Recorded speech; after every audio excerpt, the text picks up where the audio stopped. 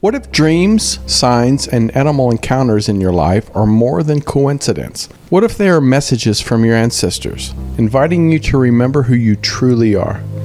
Today on Truth Be Told, I'm joined by Asha Frost, an Ojibwe medicine woman, spiritual teacher, seer, and best-selling author of You Are the Medicine. Asha shares how vivid dreams, ancestral visitations, and encounters with animal spirits guided her towards reclaiming the wisdom and traditions disrupted by generations of colonialism and residential school trauma. We explore ancestral healings, the spiritual meaning behind animal messengers, and how inherited wounds can continue to affect us today. Asha also explains the important difference between respectful appreciating Indigenous teachings and appropriating sacred traditions. This is a powerful conversation about remembrance, cultural healing, and our relationship with Mother Earth, and the responsibility we have to the 7 generations yet to come. I'm Tony Sweet with Truth Be Told. Please welcome to the Truth Be Told studios for the first time, Asha Frost. Okay, well, I'm excited. I'm excited because I've been wanting this amazing woman on my show for quite a while, Asha Frost, and you're considered a medicine woman. And first, before we even get into the conversation, can you tell us where you're from and what tribe you're a member of?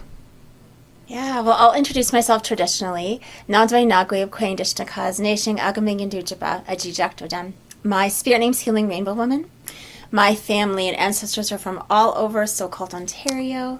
My mother's family is from a reserve called Cape Croker, Nation Agaming, and my father from Serpent River, and I am Ojibwe. So I sort of title myself as Anishinaabe Kwe, which is Anishinaabe, which is a subset of people and tribes over this kind of area of the world. I love it. You know, I started a nonprofit called Earthly Beings Foundation, and it's all about really going into the heart of. In fact, we just got back from Peru, learning about the ancients of their time, and also we spent a day in an indigenous tribe down there, learning about. They have a potato farm, and they have over 3,000 different versions of potatoes, and that's kind of what I love about the history of our planet is a lot of people don't really know about. You know, we've heard of Apache and Navajo, and here, at least here in America, but there's so many indigenous tribes that we just haven't heard of, and I know can bring so much wisdom to the current world and current climate that we're in. So thank you for being here, and thank you in advance for sharing your story. But I want to jump right in because I was reading that your relatives called you a seer when you were just young, and you know I work with a lot of psychics, and I've worked mediums and different types of amazing people that have a gift. So, what was your experience? What were you experiencing that led your family to recognize that you have these gifts?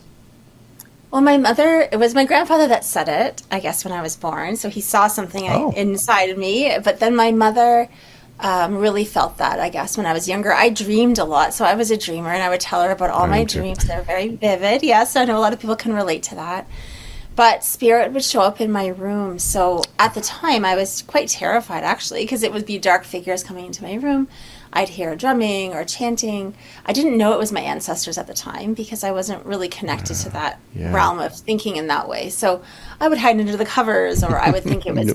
I would be in that middle stage between dreaming and not. Mm-hmm. And I sleepwalked a lot. I talked a lot. So I just seemed to be in this middle space a lot, that liminal space. And I would see a lot at nighttime. So it would be nighttime seeing mostly, and then it didn't really come on full force until I started to sit in front of people in a private practice in my later 20s. And then I started to see spirit around them, animal spirits around them. I could feel in my body. I'm very empathic, like many people again, but I could feel in my body what was going on with them emotionally and physically. So I'd say seer, but also feeler, deep, deep feeler. And that tends to be how the healing comes through for me in that way. You said you didn't feel I mean, you heard these chants and you heard the drumming, and you didn't know that it was your ancestors. But when was that first time that you remember that you recognized that you really were like, wait a minute, these are my ancestors, and I'm not fearful anymore? When was that first time? Do you remember that? Yeah, I had to be guided into it because we had been so. There had been so much trauma from residential schools. So we grew up without really speaking about ancestors in that way. Yeah. And that wasn't the narrative my mom was very spiritual, very connected, but we grew up Catholic. We went to Catholic school, so that was the paradigm that I kind of grew up under. So it wasn't until I got sick with lupus when I was 17. And then I started seeing a bunch of healers, so many healers and so many seers on their own. They had so many gifts, and I remember one in particular said, your ancestors have been trying to speak to you for a very long time and you haven't been listening. And then it all came together, and I thought, oh, that's who they were. And I also thought it was a normal experience to have these like in between body moments kind of in the middle of the night. And then I realized it wasn't, and I started to connect. But I was fairly disconnected just based on like the historical trauma that had happened on Turtle Island. Yeah. So it was a reclamation. It began to be like a remembering and a reclamation as soon as I started healing myself. How did you determine? I mean, was it through the guidance? And I'm curious of who is that first? Is it a person, maybe a council? I don't know who helped you guide you through that, but to distinguish, there we go, the difference between ancestral visitation, just an ordinary dream. Because you said we're a dreamer. I'm a dreamer. I dream a lot. I wouldn't even really know what would be the difference. So how did you distinguish that? Well, I mean, at the time they would come, it would be like figures in my room versus an actual dream where I'd wake up and remember. So it felt just like an in-between state. And she was the one, it was a healer at the time, and she was the one that said, these are your ancestors. Wow. And it just felt right. So I trusted that because that really was what it felt like. And, every time I've had a reading or a healing or anything, people are always saying your ancestors are all around you. And so I've started to develop a relationship with that vastness of that ancestral protection and the ancestors, not only the ones that have passed on, because a lot of my relatives actually lived to quite old ages, so they were still here for a long time of my journey, but feeling their presence of those 7 generations back. It's always been a feeling since, mostly from my own healing journey, that I have that support. I hope you don't mind touching on it because it's very important. I think that you talked about going to Catholic school and the trauma that, many Indigenous people went through, and it's just sickening to really hear about some of the stories that Indigenous people went through. How hard was it to break free from what you were being taught? I wouldn't even say being taught, I hate to say tortured in you, but how did you break free from that, and then how did you reconcile with that? I think it's a generational thing because I saw my grandparents that generation went to residential school, and they were really the missionaries came in and totally, I'm going to say, brainwashed them, Well, and my grandparents, ultimately you'd think, oh, those are your elders. They're the ones that are supposed to pass down the teachings and the storytelling, but they didn't because they were so connected to their Catholicism and they're so connected to the church. There's nothing wrong with that, of course. Right. But once I started to really learn about the history, I thought, well, that's why I didn't learn ceremony or language or any of these things from them directly. So that was the one generation. And then, of course, my mother's generation barely spoke the language because of that. So then my generation's here going, well, we know we have this in our bones and our blood, and we have dreams, and we're connected to the land, and all of these things. You feel it in your system. How are we going to wake that up, and how are we going to remember that? So for me, it wasn't about a lot of untangling because I'd gone to Catholic school, but it wasn't as devout as, say, my mother's generation or my grandparents' generation. So for me, it all felt like spirit. It felt like a beautiful, as soon as I connected to the ancestral piece, it almost just felt like everything expanded. And that was really beautiful. Because there's still, I'm not As one Indigenous person, I can only speak for myself, but I do believe that I got a lot of beauty too from going to Catholic school. There's still a lot of beautiful values that I learned as a person. So I'm not shunning all of that away. Right. It's almost like my viewpoint expanded. And now, yeah, that's how I kind of hold it. No, I agree with you. I'm not necessarily believe the religious part of it, but I believe there's a lot of good in any teachings that, I remember one time I used to go to Della Reese church. She was, an actress and singer and all. So I went to her church for a while, and she said, money is not a bad thing. She said it's what people do with the money. And it's the same with religion. I think same thing. Religious is not, and spirituality is not a bad thing. It's just how people use it towards people or against people. So, I totally agree with you on that. So, but anyway, so I find the Indigenous traditions very fascinating. I've interviewed many over the years. I've had Ernie LaPont. I don't know if you know Ernie. He was the great grandson of Sitting Bull on my show several times, and I just kind of fell in love with. And I was always, even when I did the ancestral DNA of like, everybody told me have some Indigenous in it. I didn't have any. I was actually very disappointed that I didn't have any of blood in me. But that being said, can your ancestors or communicate with you while you're awake, not only through dreams, but is it always through dreams? And that can be, like I said, people that are not Indigenous, can people communicate with you? Your ancestors communicate with you, or do you need to be in some type of state or dream? I don't think so. I believe our ancestors are constantly communicating with us. I think it's just up to us to listen, to clear our minds and our hearts and our bodies, I guess, enough for us to be able to listen. I think we all have access to that. A lot of my audience are not Indigenous, quite frankly. Most of them are. So when we do journeys, sometimes we're journeying, so we're doing more of a dream state, I suppose. But then they wake up and they still have that connection that they feel, right? They feel it in their heart. They feel warmth. They feel cool. There's like a temperature change sometimes with the ancestral realm.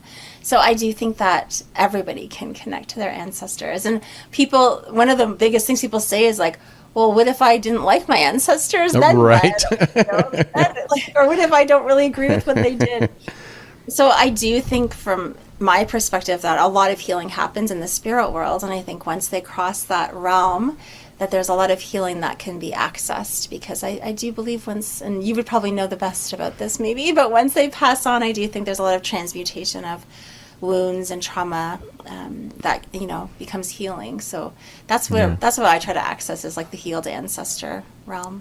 I've interviewed some people talking about working with ancestral trauma healing, and I think a lot of people don't realize that there's always, not me, but maybe even me, ancestral sadness and depression, and you're like, why am I just, things just don't seem to go right, and I'm always depressed. But sometimes it's passed down, like you're saying, your great grandparents may have the trauma that they went through because of with religion or with reservations or whatever that they had to go through.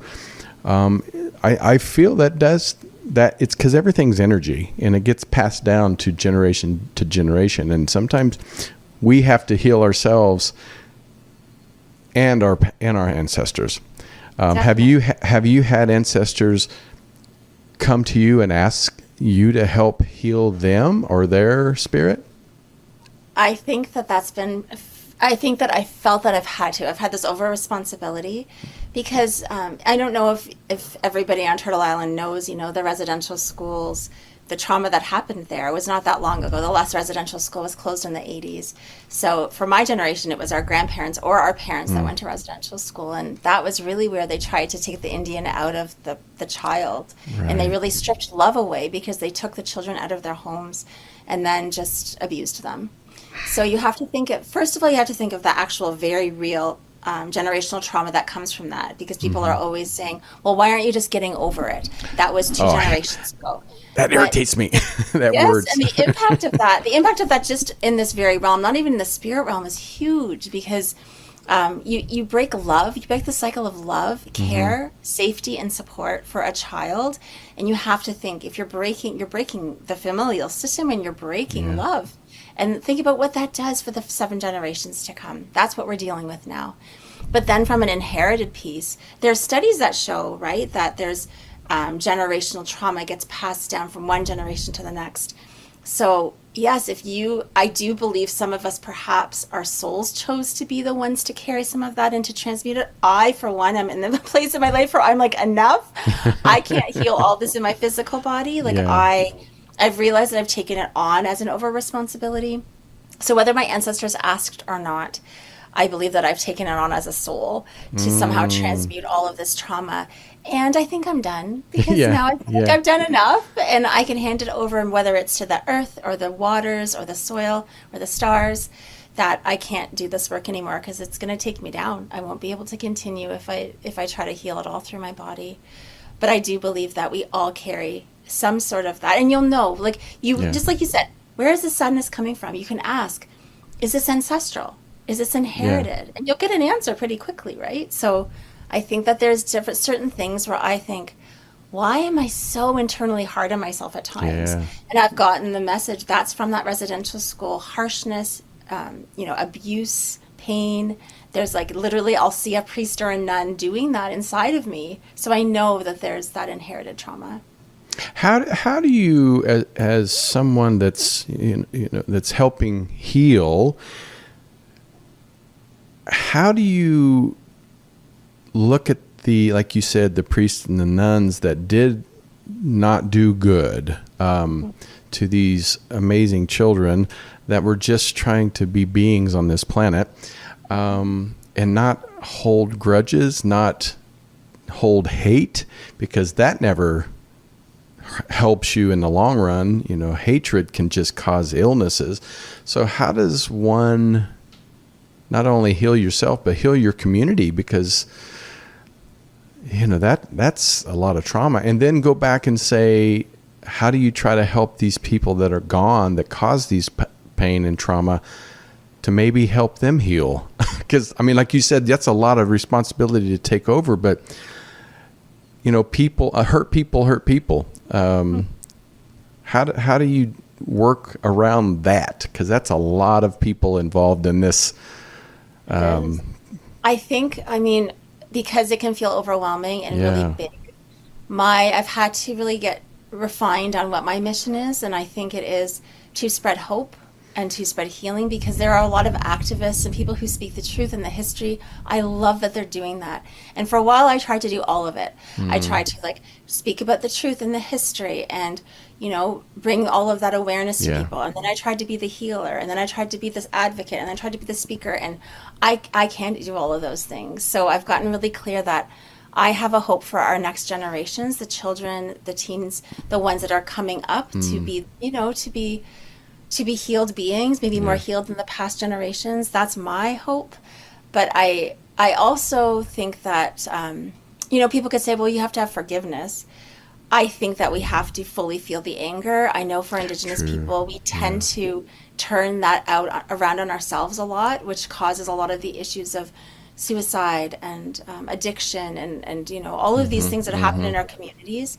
So I would love to find a way for us to somehow be able to healthily express the anger that still lives, that rightly so lives in our bones. Every right.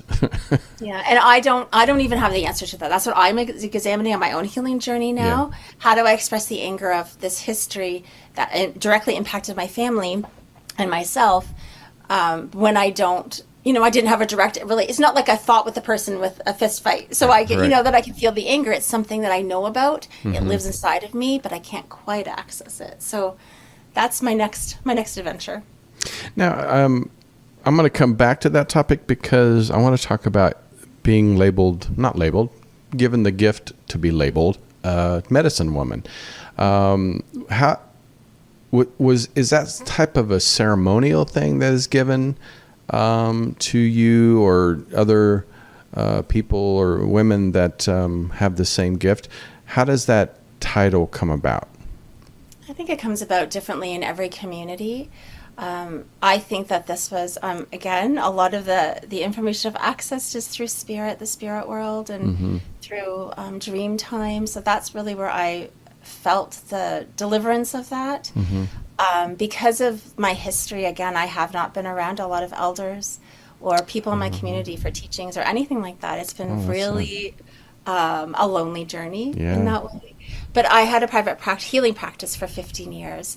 So that felt like the best title to title myself, I guess, in those ways. I don't know if it still quite relates to how I completely feel about myself, because I think we change and evolve, but it's still there somewhere. I love it. I love it. I know one thing that I've always seen from movies. Like I said, people don't always believe what you see on, especially old television and old movies. A lot of it's not true. So, because I remember growing up, it was always Native American, is what they called them, Indians back then. So Native Americans, but they were always savages, and that's so. Don't always believe what you do. Your own research. Go visit tribes. Go visit people like Asha that can give you a history of these beings that were sent here. To me, for a reason, to heal this planet. But also one thing though is very, very big into animals and symbolism that I love. I love when they talk about certain animals mean certain things. And then also I'm into numbers, all this is. So can you talk a little bit about like repeat encounters with like certain animals, numbers, songs coincide with sometimes carrying ancestral meaning? Because I think a lot of people, they see things, they just don't even think about it, or they're like, oh, that's kind of a coincidence, but they don't really go deeper into that. Can you talk about that a little bit? Because I see a bear looking over your shoulder. Well, I have my oracle deck, so my Animal Elders Oracle deck.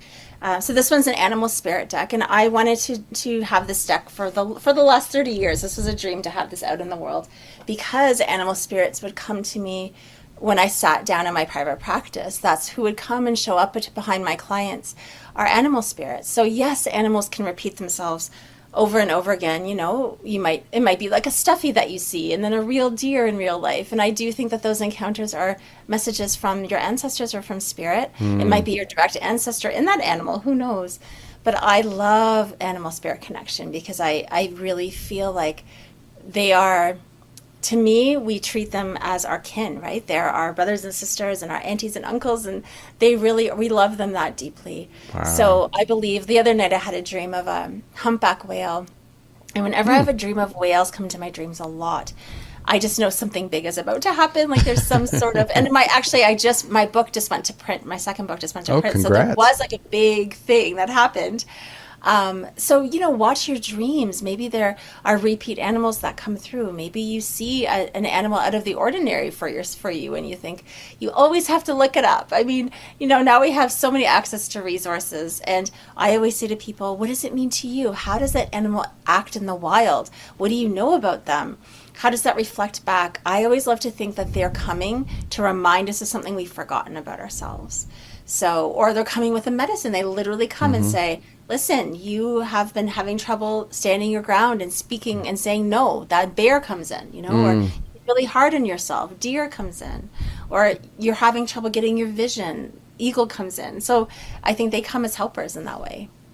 What's funny, yesterday we had a backyard party for my spouse, birthday party, and we were sitting around the table and just, like extraterrestrial, because with me being in my field that I do, we started talking about all this stuff, and some people were like very hesitant, like, whatever, spirituality, whatever. But I asked this woman, I said, come on, there has to be something. If you haven't seen a UFO, great. If you haven't seen a ghost, whatever, there's something. And I gave her an experience once that I had of walking out questioning life. What's life about? And this, out of nowhere, not a pigeon, and this was back when I lived in Kansas, a dove flew over, a white dove. And it's like, you don't really see white doves out. So, and it just flew over, disappeared, never saw it again. And she goes, you know what? Actually, one time I was walking, and I said, everybody has an experience. One time I was walking, and out of nowhere, and she goes, I walk really, really fast. No, a lot of people don't like to walk with me because I walk so fast. And this road runner comes to the side of me and just walks with me for she said about a half a mile. She said, I talked to it the whole time. It didn't run. It just walked right next to me.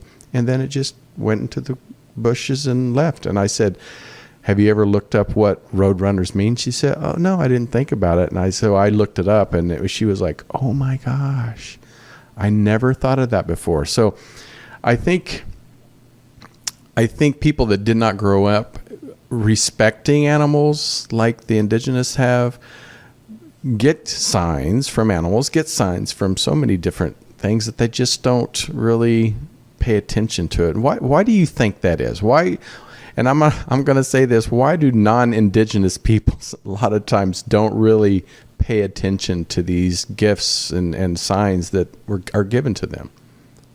I'm not sure, actually. I think that everybody ultimately is connected, but perhaps we lose our connection somewhere in life. Maybe it's distraction. Maybe I think Indigenous people, we are so, we haven't quite been, even though like the world tried to separate and fracture us to our connection to creation, it didn't work. So I think maybe it's the resilience of Indigenous people saying, no, we're going to reclaim this. We're going to remember this. Like there's something in my blood that's drawing me to my connection to creation. So we're the ones that remember and then perhaps lead the way in showing other people. But I think that, I've met non-Indigenous people who are connected in that way. But true. Yeah. But maybe it's like the system's impacting all of us, right? Like capitalism, colonialism, it impacts all of us, which I think why everybody should care about it, because the systems are trying to fracture all of us from connection, I think, from each other and from creation. Do you feel, and because sometimes I feel guilty, and I feel like I'm almost intruding on Indigenous culture because I am very fascinated by it and I'm very drawn to it. Why do you feel people like myself are so drawn to Indigenous spirituality and healing traditions when that's not what we grew up with? I just find it fascinating because, like I said, I feel guilty. I'll go to powwows and I'm like, should I even be here? But it's one of those things I'm fascinated with, and I just love being around it. And everybody's welcome at a powwow. I think it's about how you approach it. You know, my first book, You Are the Medicine, has clear guidelines because I wrote a letter that said, Dear White Woman Who Wants to Be Like Me, about cultural appropriation. At the time, the conversation was huge around that. And that was, 2019, 2020. It had really exploded, that conversation. Everybody was talking about it. So I had to really sit with why is it? Why are people trying to extract from our culture? Because it's very harmful to appropriate Indigenous culture. Right. And for me, I felt it in my physical body. And so that's why I wrote that letter, to speak it out and to say, this is actually the impacts of it. And how do you appreciate it? What do you do to appreciate it? Things like learning the history, having reverence in your relationships with Indigenous people, uplifting them, helping their causes, learning the land that you're on. Yeah. All of these things go towards building relationships instead of just taking. So I think that I think because our lineage isn't as fractured somehow, because I can guarantee if you are attracted to anything in Indigenous culture, you have that in your ancestry somewhere. Yeah. So can you turn around and look back far enough, research, ask, do this, do the work to find that in your lineage, because every culture is pretty much connected to the earth, like some sort of earth medicine. Yeah. So I think it's more, sometimes it's a bit of the easy way. Well, we see this and this is, this looks so shiny and beautiful. So it's easy access, and I'm going to kind of take from that. Yeah. And another thing that I'd like to ask you and how you feel about it is when I've 18 years I've been, doing my podcast, but there's a lot of people that will claim they are certain things, like, oh, I'm a medicine woman, or I'm a what, and they're not Indigenous, and they claim it, but it's like, are they allowed to claim it? Are they just using it to enhance their book sale? Or so I'm curious on how you feel about that. Somebody that's in the Indigenous community. And are there any sacred ceremonies or titles or medicines that, people outside the culture should not claim? Yeah. I think we're not a monolith. You could talk to every single Indigenous person. They would have a different opinion on this. Mm-hmm. Mine, because primarily my audience has been non-Indigenous, I feel like part of my purpose is to educate, but then bring people into their own connection to their own medicine. Nice. That's why I wrote that book, You Are the Medicine, because you have something within you. And I think that if we can start looking at it like, people call themselves medicine women. I can't police that. I can't police people smudging. I can't police people using a spirit name. Like, I think we try to. I do see a lot of Indigenous people trying to, and that might be their purpose. It's not part of my purpose to police anybody, because I do believe it's between you and Creator. It's between you and your ancestors, and only you know if you're walking it in a good way. Mm-hmm. I would say in the past it used to bother me more than it does now, only because, and this is very honest sharing of this, because I've been in business for 22 years, and I saw those people rise faster, white women rise faster and higher than me. Like, they zoomed up, and as an Indigenous woman in a brown body, that didn't happen. Right. So that's the part that was hard, is seeing the systems at play going, well, we're going to reward whiteness, and then the person who actually has the real teachings, like, we're going to reward whiteness, and then you extracting all of our culture and then sharing with the world. But then the Indigenous people are sitting here, and that's not happening. So that's the part that was hard for me.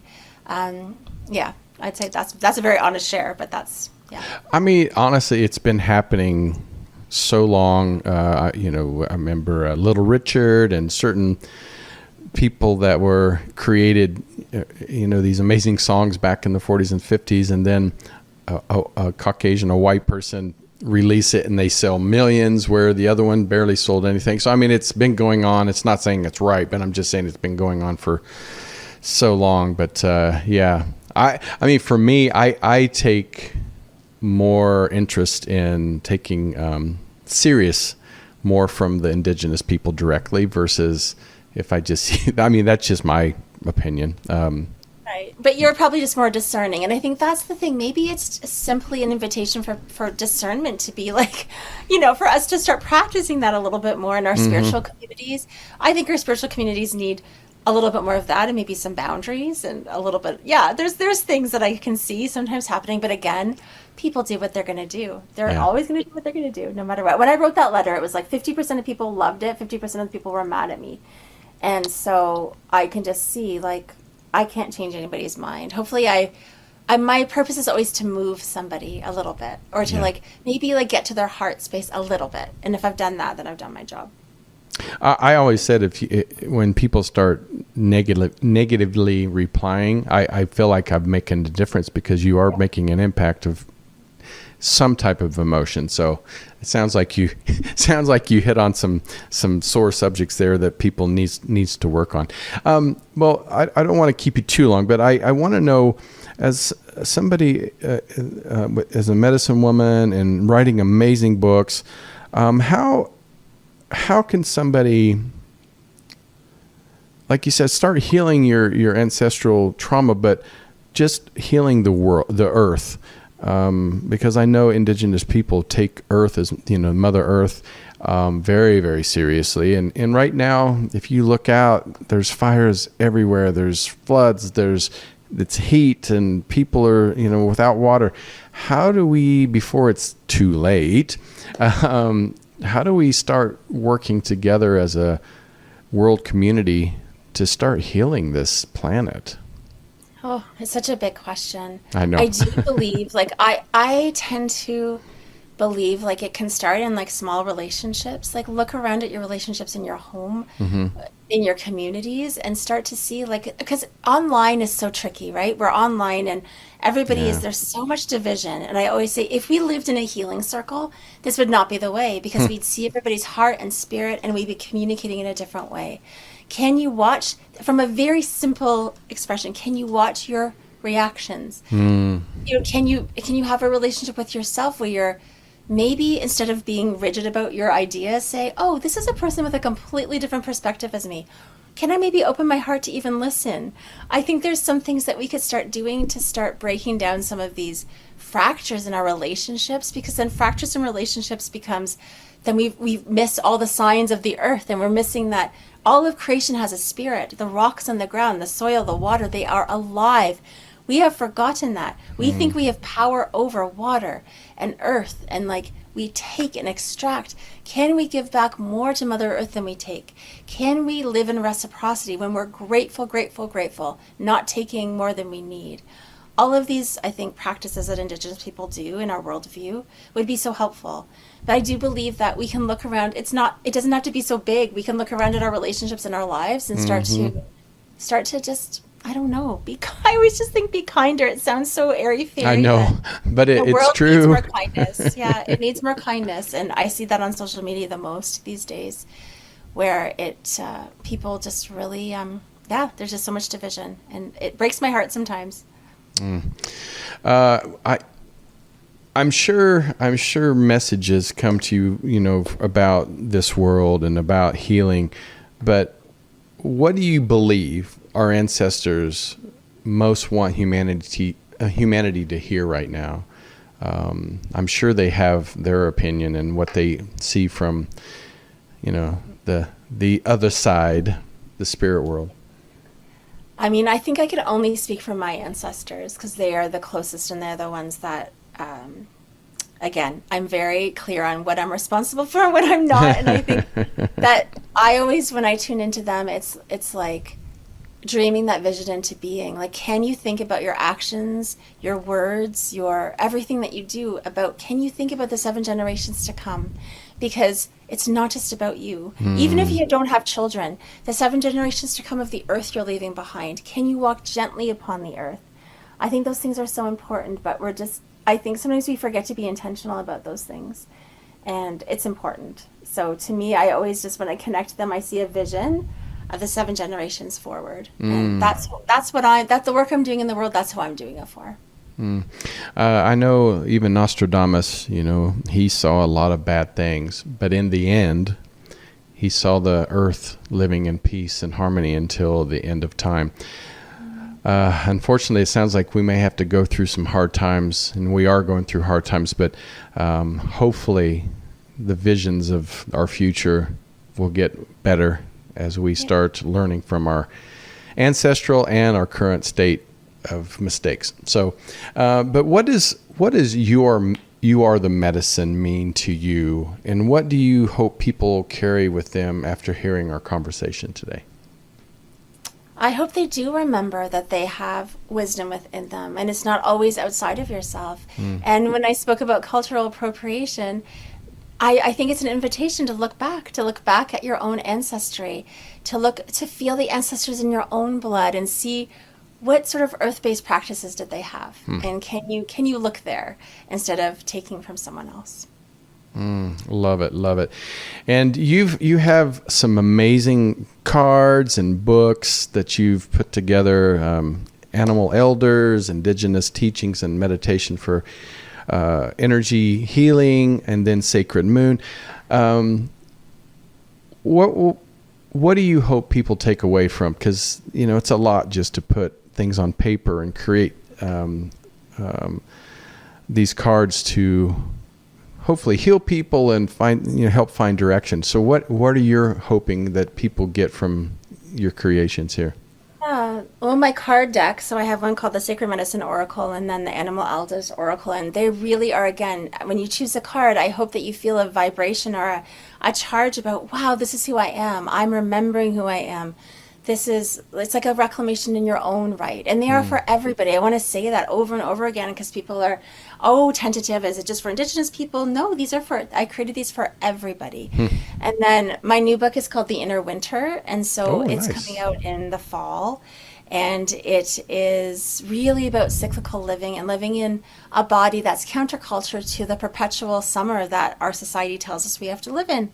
And it's about slowing down and resting and feeling the guidance of the winter, which I think is the most beautiful season, even though it can be challenging. That made me just like get a little piece right there, just hearing hearing your take on it. Well, thank you so much. And people can go to Asha, and it's ashafrost.com. I know you have an Instagram page that people can follow you there. It's also asha.frost. And if people want to reach out to you with questions, or do you give readings? I'm sure you do, but how do people just follow you on Instagram or reach out to you on the website? They can get on my website or my newsletter list, which would be amazing. I'll probably have some new offerings coming up and when my book launches. So yes, you can be on the lookout for that. Well, thank you so much for sharing this amazing wisdom with us and your traditions with us. And we hope to have you back when you get your new book coming out. I'd love to have you back and talk about it. Thank you, Tony. Thanks for having me. You're welcome. And thank you, everybody, for tuning in. We really appreciate you for joining us. I love what I do. I love learning from our amazing guest. And I hope you guys do too. So until next time, I'm Tony Sweet on Truth Be Told on the Club Paranormal Network. We'll see you next Friday. Take care of yourself and each other. Bye.